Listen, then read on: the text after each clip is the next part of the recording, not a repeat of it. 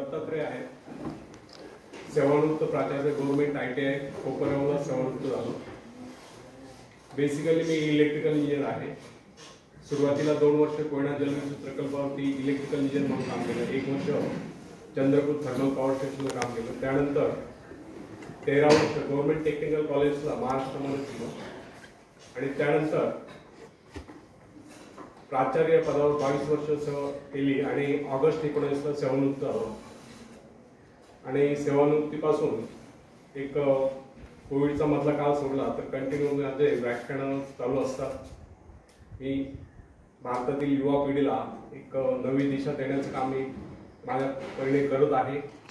विवेकानंदांचे जे युवकांबद्दल स्वप्न आहे ते स्वप्न पूर्ण करण्याच्या दृष्टीने खारीचा वाटा मी उचलतो आहे। माझे अनेक टॉपिक आहेत, त्यातील प्रेरणादायी विचार मी विद्यार्थ्यांना देत असतो। तर त्यातील एक आत्मनिर्भरता या विषयावर मी बोलणार आहे। आपल्या भारताचे पंतप्रधान लॉकडाऊन पिरियड मध्ये त्यांनी आत्मनिर्भर भारत या विषयावरती व्याख्यान दिलं होतं। आत्मनिर्भरतेचा अर्थ काय आपल्याला माहिती आहे। आत्मनिर्भर होणं म्हणजे काय? बरोबर आहे, स्वतःवरती अवलंबून राहणं, त्याच्यावर डिपेंड न राहता स्वयंनिर्भर होणं, यालाच आत्मनिर्भरता होतं। तो फ्रेंड्स, आत्मनिर्भर बनने की क्षमता वास्तव में हर व्यक्ति में होती है, परंतु बहुत कम लोग ऐसे होते हैं जिन्हें अपने ऊपर विश्वास हो। दूसरों का सहारा ढूंढना तो उनकी आदत से बन जाती है। यह बात हमें कभी नहीं बोलनी चाहिए कि दूसरों के सहारे चलना तो बड़ा आसान है, किंतु इससे हमारी रही सही शक्ति क्षीण हो जाती है। मस्तिष्क और योग्यता, इनका जितना उपयोग किया जाएगा ये उतने बढ़ेंगे, इनका उतना ही विकास होगा। एक विडंबना है कि अपने आप कुछ करने के बाद तो जैसे ही लोगों के मन में आते नहीं। कुछ लोग अपने आप एक ही काम करते रहते हैं और वह है अपने बदनसीबियों का रोना रोना या दूसरों के आश्रय कर उनके गुणगान करना। ऐसे लोग जिन्हें सदा दूसरों के पल पर विश्वास होता है, वे केवल पिछलकों की संज्ञा पाकर निंदा के पात्र बने रहते हैं। ऐसे लोग अपने आंतरिक शक्तियों का भी लाभ नहीं उठा पाते। यह न समझना आप यदि जन्मजात नेता नहीं है तो ऐसे रहोगे। जन्मजात कौन क्या होता है? कोई मान नहीं होता, कोई वैज्ञानिक नहीं होता है, बल्कि एक अबोध बालक जन्म के बाद अपने में ऐसी शक्ति पैदा करता है जिसके सहारे वो अपने व्यक्तित्व की एक अलग पहचान बना लेता है।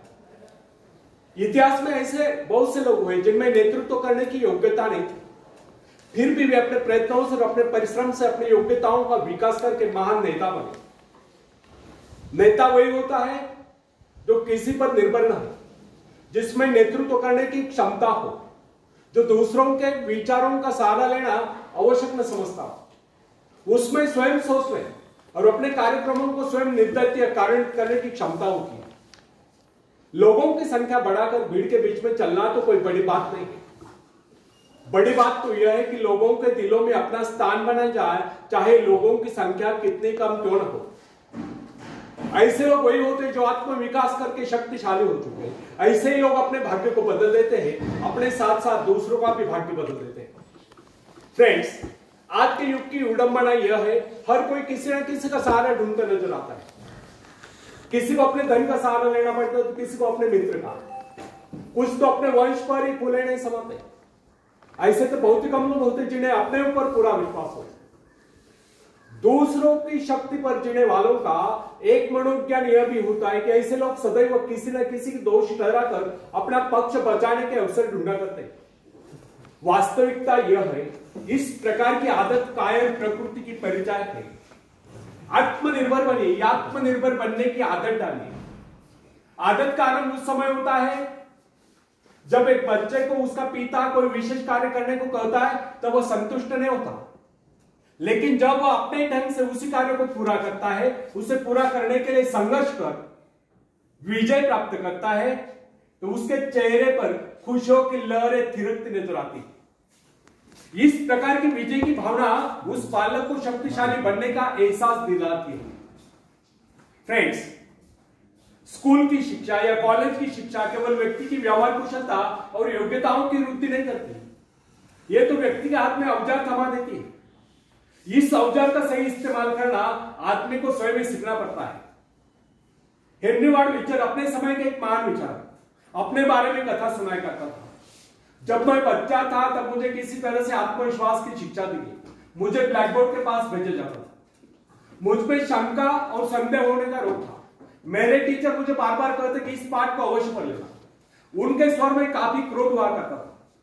उनका यही कहना था कि हमें केवल प्रश्नों के उत्तर चाहिए। यद्यपि उन शिक्षकों का यह व्यवहार कठोर ही प्रतीत होता था, किंतु इतने सारे बच्चों को सीधी राह पर लाने के लिए उनका यह व्यवहार उचित ही था।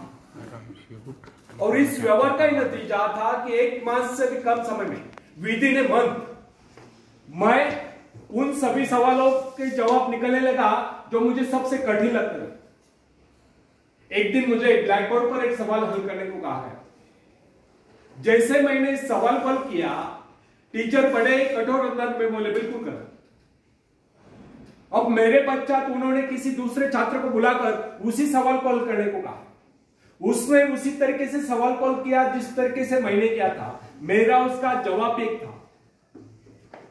फिर टीचर उसकी पीठ थपथपाकर बोले, शाबाश, तू तो इस सवाल को हल करने में सफल हो गया।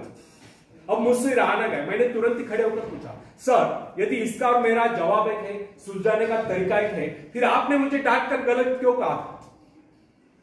तब टीचर बोले, यह बात तूने पहले क्यों नहीं कही जब मैंने तुझे गलत कहा था?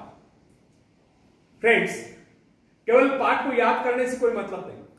हमारे भीतर यह दृढ़ विश्वास होना चाहिए कि जो कुछ हमने याद किया उसे कोई काट नहीं सकता। इसे ही आत्मविश्वास कहते हैं। और जिनमें ये आत्मविश्वास होता है वही तर्क दे सकता है, वही बस यानी कि चर्चा कर सकता है। लेकिन जिसे स्वयं अपने ऊपर ही विश्वास न हो, वह क्या तर्क करेगा? उसके तो अच्छे कार्यों को भी अगर हमने गलत कहा तो उसे यही समझ लेना होगा, हो सकता है वह गलत हो। फ्रेंड्स, मनुष्य को भ्रम होता है कि अकेले काम करने से अच्छा किसी दूसरों की सहायता लेकर काम करना हो। लेकिन अपने ऊपर विश्वास करके पूरी लगन से अगर कार्य को किया जाए तो उसमें सफल होने की आशा 2 गुनी हो जाती है। हर महत्वाकांक्षा का अर्थ होता है अपनी शक्तियों का परीक्षण करना। लेकिन दूसरों की नकल करना, दूसरों पर निर्भर रहने से व्यक्ति में दुर्बलता ही तो आती है। शक्ति तो हमारी स्वयं के मेहनत करने से आती है। अखाड़े के पास बैठकर हम अपने शरीर को शक्तिशाली नहीं बना सकते, या दूरदर्शन पर एक्सरसाइज प्रोग्राम देखकर हम अपने शरीर को तंदुरुस्त नहीं बना सकते। इसके लिए हमें स्वयं ही व्यायाम करना होगा, स्वयं एक्सरसाइज करनी होगी। फ्रेंड्स, यदि आप जीवन में सफलता चाहते हैं तो इसके लिए आपको स्वयं ही प्रयास करना होगा। स्वयं उस रास्ते पर चलना होगा जो आपको उन्नति को ले जाता है, और वो रास्ता है आत्मविश्वास का। अपनी शक्ति को पहचान कर आप सफलता प्राप्त कर सकते हैं, या अपनी योग्यताओं को पहचान कर आप सफलता प्राप्त कर सकते हैं। मगर यदि आप यह सोचते हो कि संसार में कोई दूसरा व्यक्ति काम करे और सफलता हमें प्राप्त हो, तो ऐसे कैसे हो सकता है? जो लोग बच्चों को इस प्रकार जीवन क्षेत्र में उतरना चाहते हैं कि वे बिना किसी संघर्ष के, बिना कोई कष्ट उठाए आगे बढ़े, तो वे उनकी राह में कांटे बिछाते हैं। संतान को ऐसा बनाना कि वह किसी भी प्रकार के संघर्ष का सामना करने में अयोग्य हो, तो इसका सीधा अर्थ यह हुआ, वे लोग अपनी संतान का भविष्य शुरू से बिगाड़ रहे हैं। संतान को सुख और ऐश के झूले में झुलाने वाले मां बाप संतान के सबसे बड़े दुश्मन होते हैं। दूसरों की तो छोड़ो, वे उसे स्वयं को पहुंचाने की जहमत या स्वयं को पहुंचाने के कष्ट भी उठाने नहीं देते। बच्चों को भी समझना चाहिए कि स्वर्ग जाने के इच्छुक को स्वयं ही मानना पड़ता है। स्वर्ग वही जाएगा जो मरेगा, दूसरा कोई नहीं जा सकता। इसी प्रकार जीवन का सच्चा आनंद वही पाएगा जो अपनी आत्मा की शक्ति को पहुंचानेगा। फ्रेंड्स, यदि आप किसी कार्य में कामयाबी चाहते हो तो उसके पीछे अपनी पूरी शक्ति लगा देना। नवयुवकों का या नवयुवतियों का स्वभाव ही होता है सड़ना, सीखना, अनुसरण करना। लेकिन अगर उनके अभिभावकों द्वारा या मां बाप के द्वारा बचपन से इशारा देकर उन्हें जीवन संघर्ष के लिए हतोत्साहित किया गया हो, निराश किया गया हो, तो इसका परिणाम यह निकलता है कि वे अकेले चलना ही भूल जाते हैं। उनकी हालत बैसा के ऊपर चलने वाली हो जाती है। फिर तमाम उम्र वे बिना किसी सहारे के चले नहीं पाते। इसलिए फ्रेंड्स, यदि जीवन में कुछ करना चाहते हो, कुछ बनना चाहते हो, तो अपनी सहायता स्वयं करें। किसी की सिफारिश या प्रभाव से आगे बढ़ने के प्रयत्न आपके भविष्य को नष्ट कर देंगे। स्वयं को इस योग्य बनाओ कि आपको किसी दूसरों से सहायता की आवश्यकता ही न हो। अपने भीतर अर्थात साहस और विश्वास जगाइए। आनंद तो उसी उन्नति में आता है जो स्वयं के द्वारा प्राप्त हो। दूसरों के भरोसे, उनकी सहायता से आगे बढ़कर अपने को अपंग बनाने का क्या उपाय हो सकता है? इससे तो मनुष्य की अपनी सारी शक्तियां दम तोड़ देती है, अपनी बुद्धि कुंद हो जाती है। जो दूसरों की सहायता का मोहताज बना रहता है, जो अपना हाथ तक नहीं ला सकता, वो क्या कर सकता है? वो जीवन भर दूसरों का मोहताज बना रहेगा। ना उनमें आत्मविश्वास आता है, ना वे स्वयं के भरोसे आगे बढ़ पाते हैं। उनका तो भविष्य ही अंधकारमय होता है।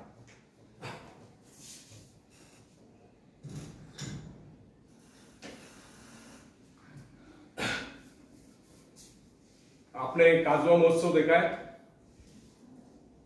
काजवा महोत्सव बघितलाय का आपण? काजवा समजतो तुम्हाला? हो. स्वयंप्रकाशित असतो ना? काजवाला हिंदीत काय म्हणतात? जुगनू. एक शेर ऐकतो आणि पुढे कंटिन्यू करतो. बिना मेहनत के तख्त और ताज नहीं होते, बिना मेहनत के तख्त और ताज नहीं होते। ढूंढ लेते हैं जुगनू अंधेरे में भी मंजिल, ढूंढ लेते हैं जुगनू अंधेरे में भी मंजिल, क्योंकि वे किसी बाहरी रोशनी के मोहताज नहीं होते, वे स्वयं प्रकाशित होते। धन्यवाद। फ्रेंड्स, एक व्यक्ति है जिसके शरीर में स्वच्छ रक्त संचार हो रहा है, जिसके चौड़े कंधे हैं, सुंदर मजबूत दो हाथ है, जिसका वजन भी अच्छा है, जो सभी अंगों से युक्त तथा शरीर से चुस्त मस्त है। ऐसा व्यक्ति अगर दूसरों से सहायता मांगता है तो आप उसे क्या कहेंगे? उसके बारे में क्या सोचेंगे? अवश्य वह सर्वांग संपन्न होकर भी अपंग कहलाएगा। आप ऐसे अपंग मत बनिए, आप सामर्थ्यवान बनकर दिखाइए। आप ऐसे बनकर दिखाइए कि लोग आपसे सहायता पाने की चेष्टा करें। क्या आपको पता है कि आप जिन लोगों को जानते हैं उनमें बहुत से ऐसे हैं जिन्हें किसी दूसरों से सहायता की प्रतीक्षा है।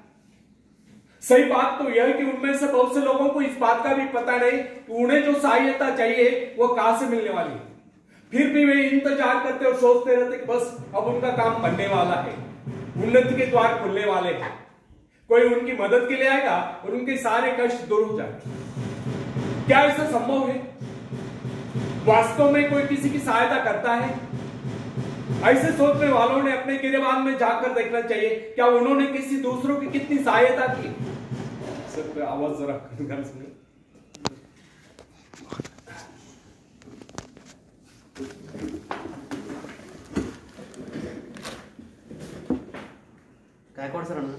बढ़ने से रोक जाते हैं। हर इंसान को चाहिए कि वह केवल अपने सहारे आगे बढ़े, लौटने के रास्ते से मुंह फेर कर बिना किसी के सहारे आगे बढ़ता चाहिए। आत्मनिर्भरता से तो मनुष्य की शक्तियां विराट रूप धारण करके प्रकट होती है। आत्मविश्वास ही सफलता की नींव है। इसी आत्मविश्वास के सहारे हम दूसरों की सहायता करने में सफल हो सकते हैं। फ्रेंड्स, एक बहुत बड़े प्रबंधक एडमिनिस्ट्रेटर का कहना है, मैं अपने बेटे को ऐसी कंपनी में नियुक्त करना चाहता हूं जहां उसे कठिनाइयों का सामना करना पड़े, क्योंकि इससे उसकी सहन शक्ति और कुशलता विकसित हो। यदि मैं उसे अपने कंपनी में रखूंगा तो वो मेरे भरोसे बैठा रहेगा। हर निर्णय के लिए वो मेरा मुंह ताकता रहेगा। उसमें ठहरे हुए पानी की तरह सड़ान उत्पन्न होगी। आप सभी जानते हैं कि ठहरे हुए पानी पर मच्छर गुनगुनाते हैं तो बहते हुए पानी पर राजहंस तैरते हैं। कितने सुंदर विचार थे उस व्यक्ति के। अगर हर माँ बाप अपने पुत्र या पौत्री के लिए इस प्रकार के उच्च विचार रखते हैं तो वे अवश्य उनके भाग्य विधाता बन जाएंगे। जो माँ बाप अपने बेटों या बेटियों को अधिक लाड प्यार से बिगाड़ देते हैं कि बच्चा जब चाहे स्कूल जाए, जब चाहे छुट्टी कर ले, जब चाहे कॉलेज जाए, जब चाहे छुट्टी कर ले, जब चाहे काम पर जाए, जब चाहे छुट्टी कर ले। तो ऐसे बच्चे भविष्य में कुछ नहीं कर पाते, उनका तो भविष्य नष्ट होता है। अपनी शक्ति पर स्वयं ही भरोसा करना पड़ता है। अपने कार्य स्वयं करने वाले सफल होते हैं। इसी से मानव के चरित्र का निर्माण होता है। जिन बच्चों को यह पता हो जाता है कि वे अपने मां बाप के सहारे जीवित रह सकते हैं, वे अपने बल पर कोई भी कार्य समर्थ होकर भी कर नहीं पाते, वे वैसी कोशिश भी नहीं करते, जबकि उन्हें समझना चाहिए कि मां बाप तो सदा के लिए उनके आश्रयदाता नहीं बन पाएंगे। एक दिन तो ऐसा आने वाला है जब उन्हें अलग अलग जीवन बिताना ही पड़ेगा। तब ऐसे लोगों को भयंकर मुश्किलों का सामना करना पड़ता है। इसलिए फ्रेंड्स, यदि आरंभ से ही अपने कार्य स्वयं करने की आदत डाली जाए तो यह आदत आपके भविष्य के लिए बहुत ही लाभकारी सिद्ध होगी। जब चाहे शक्ति के सहारे आप जमीन पर पांव टिका कर आगे बढ़ सकते हैं। सफल वही होता है जो अपनी शक्ति पर भरोसा करता है। अपने काम स्वयं करने वाले सफल होते हैं। दूसरों के सहारे आगे बढ़ने वाले अक्सर भंवर में फंस जाया करते हैं। फ्रेंड्स, जिस नाव की पतवार आपके हाथ में है, वह नाव आपको पार करा दे, इस बात की क्या गारंटी? आपका जीवन तो उसके हाथ में है जिसके हाथ में नाव की पतवार हो। वह चाहे तो आपको डुबो दे, चाहे पार करा दे। फ्रेंड्स, जब नदी में बाढ़ आती है तब जो साहसी है, जिसे अपनी शक्तियों पर पूरा विश्वास है, वह तो तय कर उस पार चला जाएगा। लेकिन जो डरपोक और कायल है, वह तो बीच मझधार में डूबकर अपनी जान दे देगा। सहायता पाना और सहायता की प्रतीक्षा करना, दोनों ही बातें प्रगति की राह में बाधा है। अतः हर युवक या युवती के लिए आवश्यक है कि वह शुरू से ही अपने काम स्वयं करने की आदत डाले। अपने मां बाप आदि लोगों की शक्ति से विश्वास हटाकर केवल अपनी शक्ति के बल पर आगे बढ़ने की कोशिश करें। जिस क्षण आप बाहरी सहायता लेना बंद कर देंगे, उसी क्षण आपके भीतर आत्मनिर्भरता का अंकुर फूटते हुए महसूस होने लगेगा।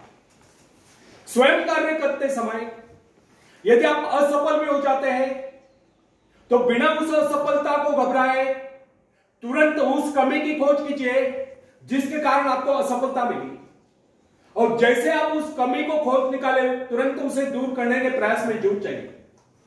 आपका वास्तविक आदत तभी होगा जब आप एक सफल व्यक्ति के रूप में दुनिया के सामने आओगे। मगर यदि आप एक व्यक्ति के बाद दूसरे व्यक्ति के आगे हाथ फैलाना शुरू कर देंगे तो लोग आपको मंगता या भिखारी कहेंगे। अतः आप ये प्रण कर ले कि आपको केवल अपने भरोसे जीना है, ना कि किसी की दया पर। क्योंकि बाहरी सहायता किसी किसी वक्त ही वरदान सिद्ध होती है, अधिकतर समय यह अभिशाप ही सिद्ध होती है। फ्रेंड्स, बाहरी सहायता मनुष्य की काम करने की गति को मंद करके शरीर में सुस्त दिला देती है। आप ऐसे लोगों से मैत्री कीजिए जो आपको जीवन में आगे बढ़ने की प्रेरणा दे।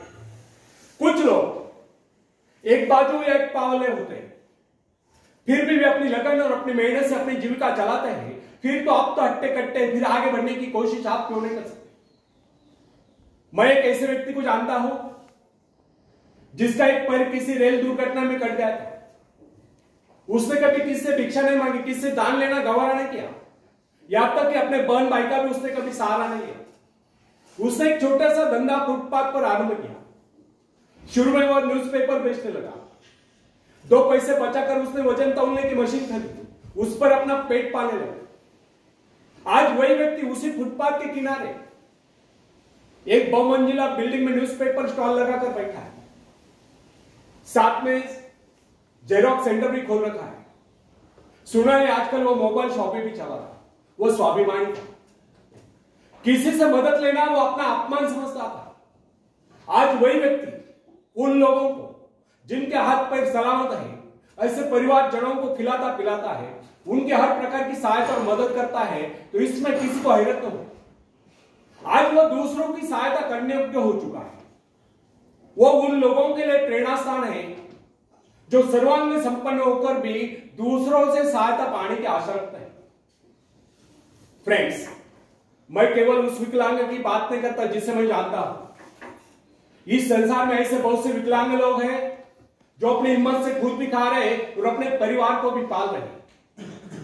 ऐसे स्वाभिमानी, मेहनती, आत्मविश्वासी और साहसी लोगों को अपनी जीविका चलाते देखकर हमें स्वयं के विषय में सोचना चाहिए कि क्या हम पूर्णतः स्वस्थ हैं, साथ ही सभी अंगों से युक्त तथा शरीर से चुस्त मस्त होकर भी क्या हम अपने आप को समर्थ समझने का अधिकार रखते हैं?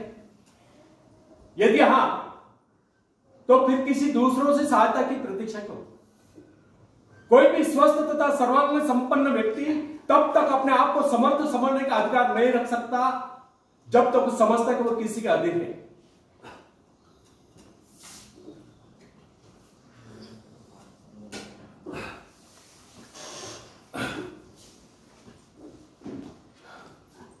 वास्तविक स्वतंत्रता एक ऐसा उपाय है जिससे मनुष्य की शक्ति दोगुनी हो जाती है। इस प्रकार की भावना अन्य किसी प्रकार से प्राप्त नहीं होती।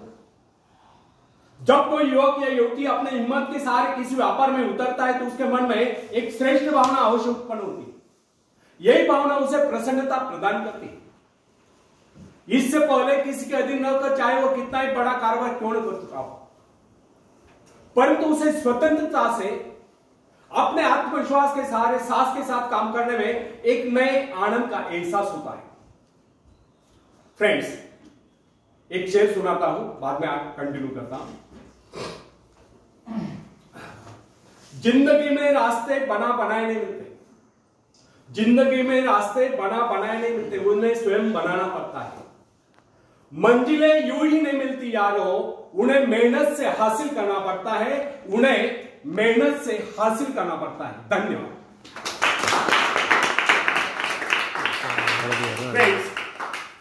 जब सागर शांत हो तो जहाज के चालक को अधिक होशियारी से जहाज चलाने की आवश्यकता नहीं पड़ती, लेकिन जैसे ही तूफान आता है और जहाज डूबने का खतरा पैदा होता है, तब यही चालक या कप्तान अधिक सावधानी बरतने लगता है। जब जहाज में सवार सभी लोग घबरा रहे होते हैं, तब यही कप्तान मुस्कुराता हुआ अपनी संपूर्ण योग्यता को काम में लाता हुआ जहाज को डूबने के संकट से बचाकर सही सलामत ले जाता है। वास्तविक ऐसी ही योग्यता की परीक्षा दुख और संकट के समय में होती है। जब कोई इंसान थोड़ी पूंजी लगाकर अपने व्यापार का विस्तार करता है तो उसे वर्षों तक कठोर परिश्रम करने पड़ते हैं। इस परिश्रम से वह कुछ कमाने योग्य होता है। यह परिश्रम ही उसके विजय का प्रतीक होते हैं। अपने ग्राहकों को शब्द चाल में फंसाकर वो अपने व्यापार को बढ़ाता है और एक दिन सफल व्यापारी बन जाता है। बाद में छोटे मोटे कारोबारी संकट उसका कुछ नहीं बिगाड़ पाता। जो लोग इससे पहले उसे कम पूंजी वाला समझकर उसका मजाक उड़ाया करते थे, आज वही लोग उसकी सफलता की प्रशंसा करते नजर आते हैं। इसे कहते हैं अपने हाथों अपने भाग्य का निर्माण, आत्मशक्ति का चमत्कार। फ्रेंड्स, जिसके पास धन की शक्ति हो उसे शिक्षा प्राप्त करके या विद्या प्राप्त करके आत्मविकास करने का अवसर कहां है?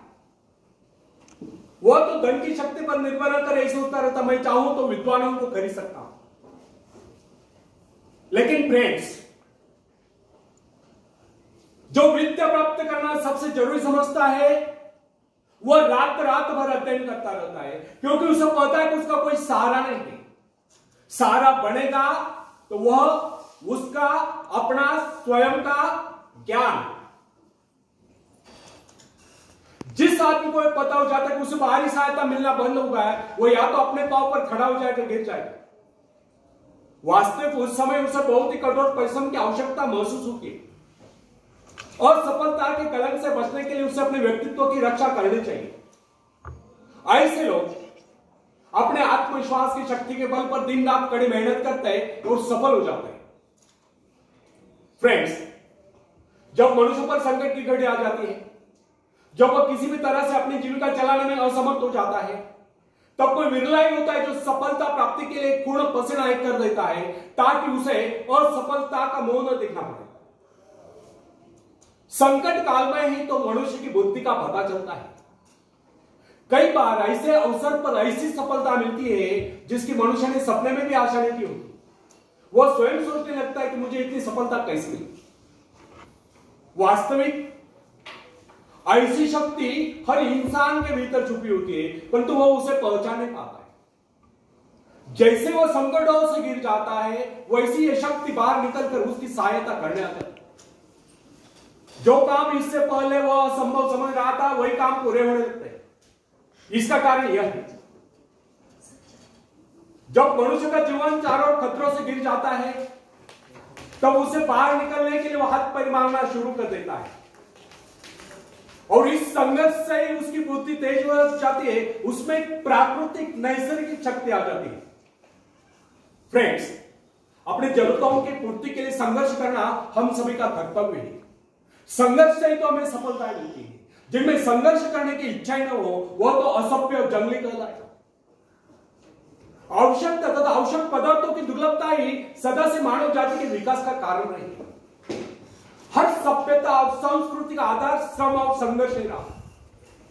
जो अपना लक्ष्य पाने में खो गए वही कुछ देख सका। कई वैज्ञानिक अपनी साधना में लीन होकर अपने लक्ष्य को पाने के संघर्ष में जूझते रहे। उनके परिवारजन अभावग्रस्त होकर भूखे मरते रहे, परंतु उन्होंने अपने उद्देश्य को प्राप्त करके चैन की सांस ली। जब उन्हें सफलताएं प्राप्त हुई तो लोगों को उनके आविष्कार यानी कि शोध बहुत बड़े आश्चर्य से प्रतीत हुए। फ्रेंड्स, आवश्यकता ही आविष्कार की जननी है। यह जरूरत का ही कमाल है कि जिसने मानवीय सभ्यता को कहां से कहां पहुंचा। अश्म युग से संगणक युग तक जरूरत ही लक्ष्य का निर्धारण करते हैं। इसे पाने के लिए वैज्ञानिक तथा शोधकर्ता जी जान से जूझ जाते हैं। मनुष्य की गुप्त शक्ति का पता उस समय चलता है जब कोई जरूरत आकर उसके सामने खड़ी होती है, उसकी पूर्ति के लिए वो संघर्ष करता है। मनुष्य की गुप्त शक्ति आपातकाल में प्रकट होती है। इसका सीधा अर्थ यह हुआ, यदि मनुष्य को किसी वस्तु की आवश्यकता ही न हो तो उसके आंतरिक शक्ति का अंत हो जाए। बाहरी सहायता लेने से भी इस आंतरिक शक्ति को बाहर निकलने का अवसर नहीं मिलता। जो काम इस शक्ति द्वारा ले जाने वाला था वही काम हम दूसरों की सहायता लेकर झटपट कर डालते हैं और पंगु तथा शक्ति बने रहते हैं। इसलिए फ्रेंड्स, हमें एक बात कदापि नहीं भूलनी चाहिए कि अपने मित्रों की सहायता लेने के बजाय या दूसरों की सहायता लेने के बजाय अपनी आंतरिक शक्तियों की सहायता लेना हमारे लिए अधिक उचित होगा। क्योंकि आत्मनिर्भरता एक ऐसी शक्ति है जो मित्रता, मित्रों से ली हुई सहायता, प्रभाव, दूसरों का प्रभाव, धन संपत्ति यानी कि दामकरी काम, पैसे से लिया हुआ काम, ऊंचा वंश यानी कि ऊंचे खानदान में जन्म को आई हुई व्यक्ति का सहारा लेना या बाहरी किसी भी प्रकार की सहायता, इन सब की सामूहिक शक्ति से ही शक्तिशाली होती है। इन शॉर्ट, आत्मनिर्भरता एक ऐसी शक्ति है जो मित्रता, प्रभाव, धन संपत्ति, ऊंचा वंश या बाहरी किसी भी प्रकार की सहायता, इन सब की सामूहिक शक्ति से ही शक्तिशाली होती है। आत्मनिर्भरता की सहायता लेकर मनुष्य भीषण से भीषण बाधाओं को भी पार कर जाता है, भयंकर कठिनाइयों पर भी विजय प्राप्त करता है, बड़े से बड़े आविष्कार यानी कि शोध करने में भी सफल हो जाता है। इंसानी गुणों में सबसे अधिक शक्ति आत्मनिर्भरता की है।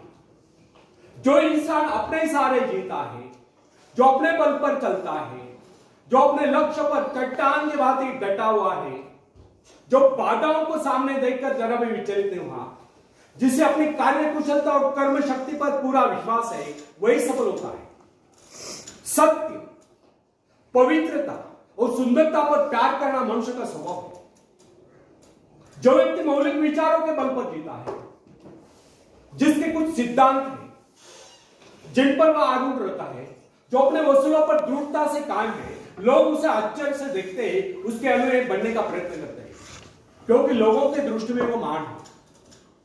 फ्रेंड्स, यदि आप भी महान बनना चाहते हो तो अपनी शक्तियों को पहचानो। ईश्वर ने जो शक्ति आपको प्रदान की है वो आपके भीतर छुपी हुई है, उसे जगाकर बाहर लाओ। यदि आप उसे जगाने में सफल हो गए तो सफलताएं आपके कदमों तले होगी और आप कामयाबी के शिखर पर होंगे। आखिरी में हरिवंश राय बच्चन जी की कविता में पेश करता हूं, आप भी मुझे साथ देंगे।